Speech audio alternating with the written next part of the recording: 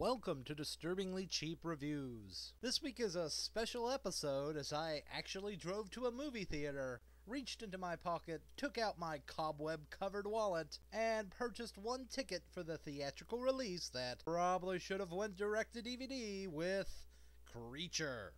The movie is the worst grossing film ever released in at least 1,500 theaters.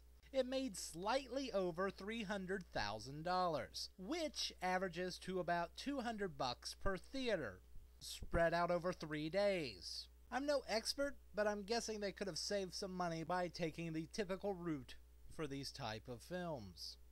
My route. So they get a special edition review. But enough business talk from an amateur at best. Let's get to the movie at hand. Creature is a cliche setup. A group of friends are on a trip, take a shortcut, and end up in a rundown town. The major economy for said town is the tourist trap story of a half-man, half-gator known as Lockjaw. Interested by it, the group decides to go check out the cabin supposedly built by the monster, and wouldn't you know it, things just go bad from there. This movie hits on numerous things that you would expect from a direct-to-DVD release. The setup, again, is cliché. The budget doesn't seem very large. The monster is a man in a suit, and there is the mandatory but not bank-breaking recognizable name. I give this movie a D+. It's just not very entertaining. It's just a typical direct-to-DVD film that managed to fight its way into theaters and has paid the price because of it. And with that, let's move on to the big screen spoilers.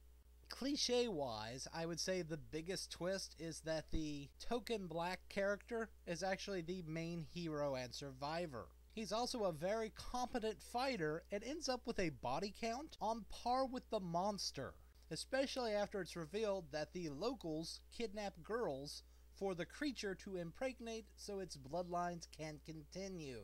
So after wiping out some rednecks, there is a big showdown fight and the creature mauls him.